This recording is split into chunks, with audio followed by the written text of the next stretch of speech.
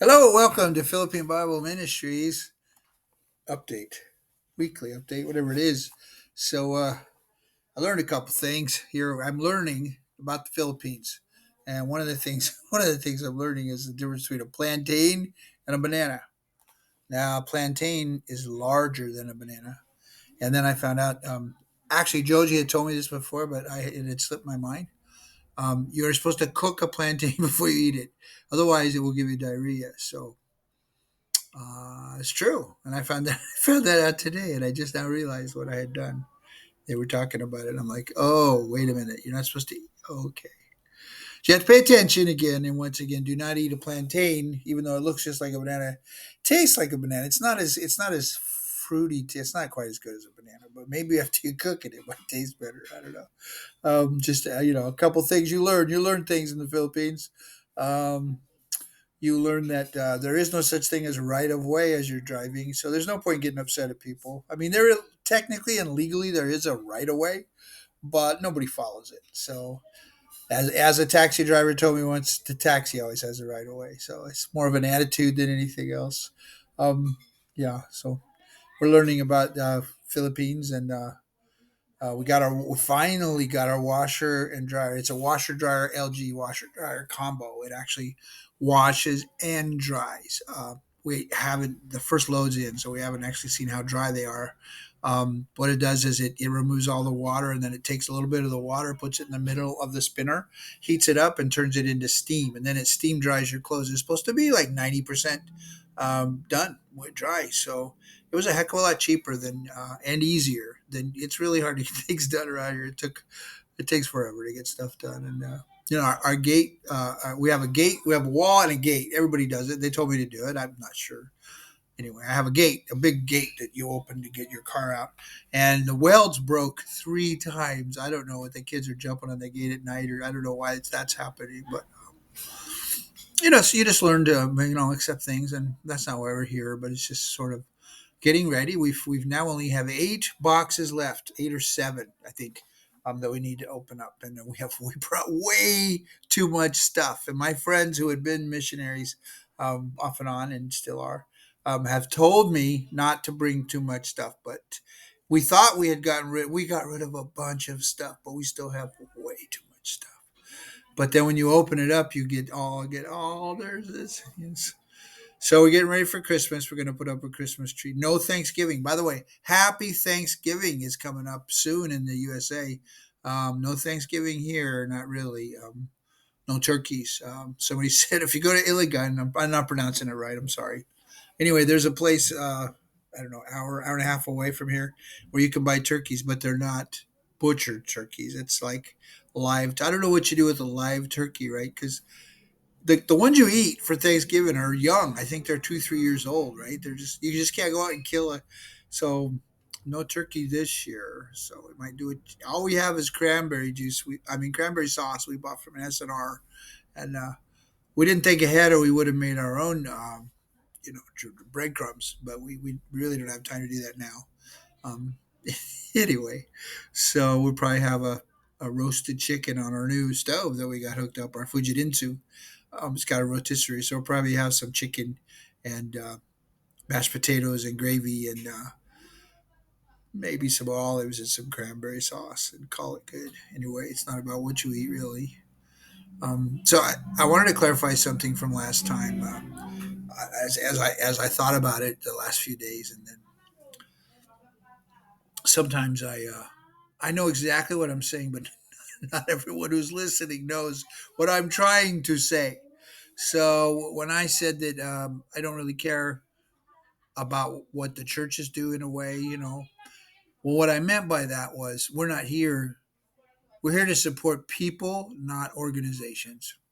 Um, at the end of the day, there's a really good video which I shared on Facebook and I shared on the emails. And those of you that are only watching YouTube, I'd like to get you on, maybe send you because or maybe I haven't quite figured out. I'm not that savvy with the technology, so I haven't quite figured out how to show a video on here and talk about it. But there's a little like 2.5 minute video that basically sums it all up. It's the book I'm working on. Really is Here's the idea, just so you get the hang of it. And it's really hard to talk to church people about this. It's really hard because people do what they do and they've done for hundreds of years because they're used to doing it, and they don't really stop and think about it one way or the other. And I'm not saying that what you've been doing is a bad idea. Look at the glare on that. How about that?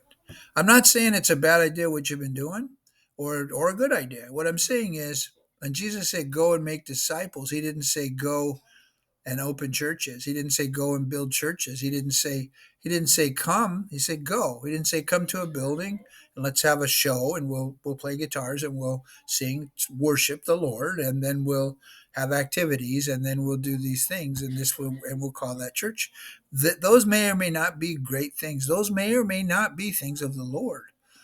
They may be activities that actually get you away from um, making disciples.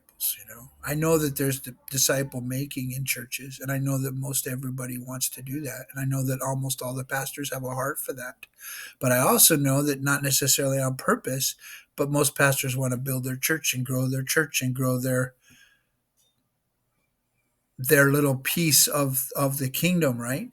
But at the end of the day, the church is not a denomination. It's not a building. It's not an organization. We call it that, but the church is the people. You want to grow the people, not necessarily in numbers. So when I say if a church flounders or flourishes, it's not really the point. It's not really the point because the idea, and this is where I want you to, if you're a pastor or somebody, and this sounds just crazy weird to you, I want you to just stop and think about Jesus and the disciples, right?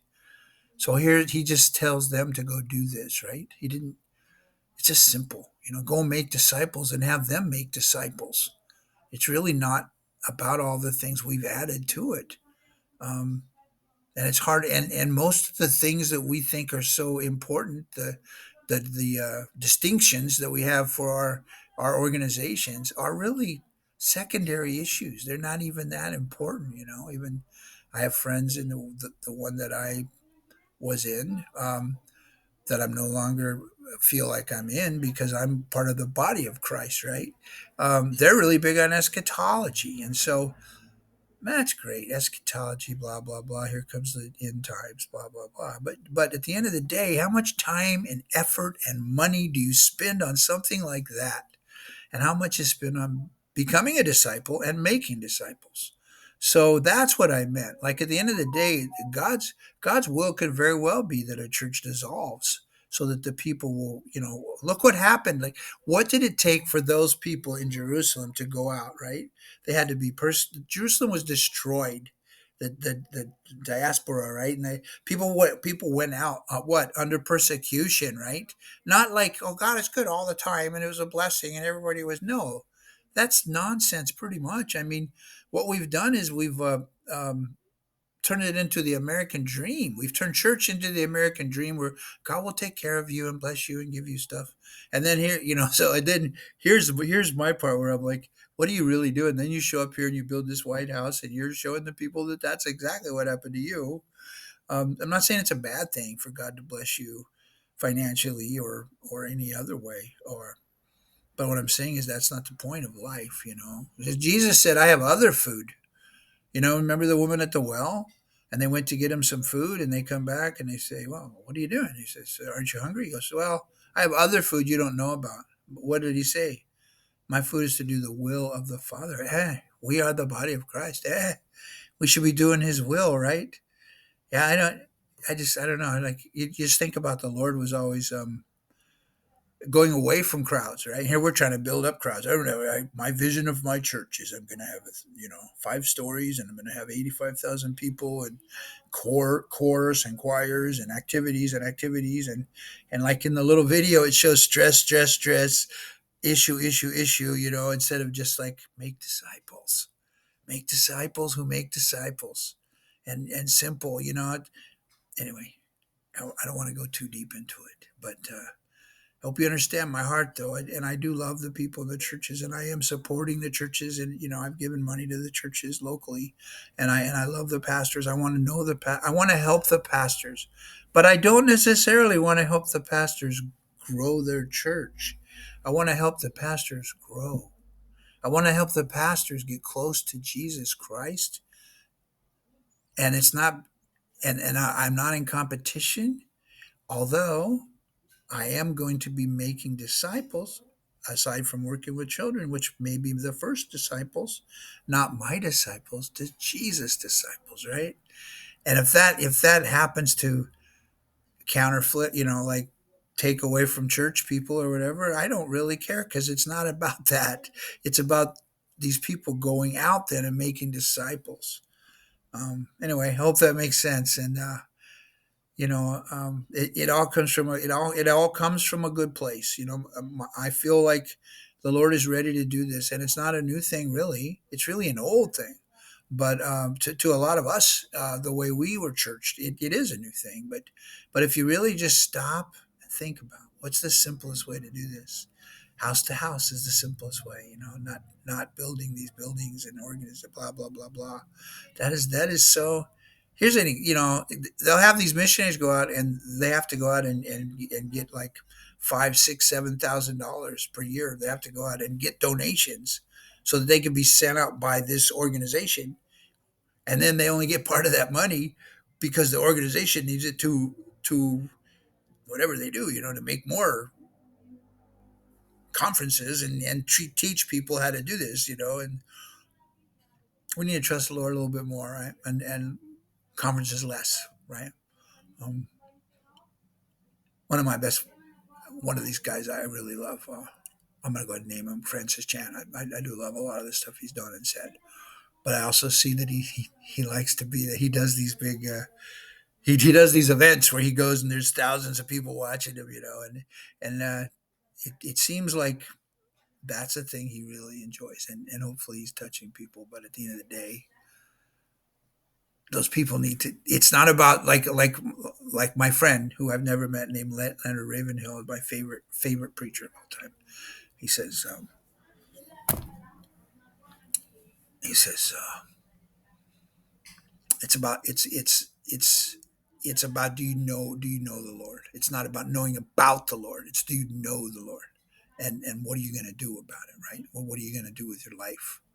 Because the world's not waiting for a definition of Christianity. They're waiting for an example of it, right?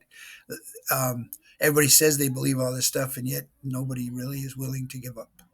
Oh, okay, I know. So one more thing. I'm sorry. It's Christmas is coming, and so um, we've been given.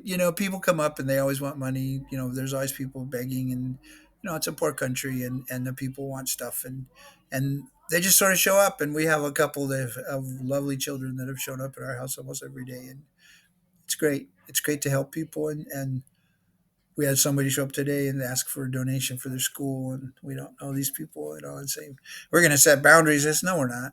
This thing is it's a Christmas Carol, right? You've all seen it, many versions of it. There's a animated Disney. There's so many versions going back to the 30s. I don't even. It may be the most made story in television and movie form that's ever been redone and redone and redone. One of my favorites is actually Mr. Magoo's Christmas Carol. Oh yeah, the songs are amazing, just as good as anything you'll ever find on Broadway. And these days, better.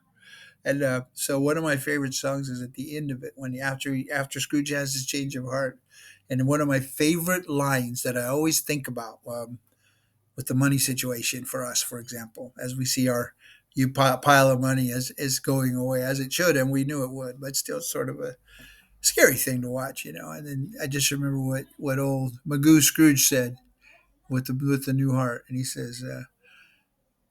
Jingle, jingle, coys as a jingle, leave such a lovely sound. And he says, give them away and no one can rob you. So that's a thing right there, bro. Yeah, hey, you want some here? What did the Lord say? Oh, you want my shirt here? Take my coat. You know what? I'm taking. Oh, you want some here? Take this. That's sort of how I pray the Lord would give me the ability to give open heartedly and graciously to people, and it's starting to happen in a good way.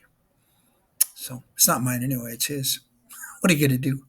Anyway, I love you guys. God bless, and Hope this wasn't too long. I'm going to try to share that video on YouTube, which I've already shared with everybody else. And if you'd like to get on my mailing list and you see me on YouTube, shoot me a email and I'll put you on my list. Philippine Bible Ministry at gmail.com. That's Philippine Bible Ministry at gmail.com. Love you guys. Ta ta. Bye bye.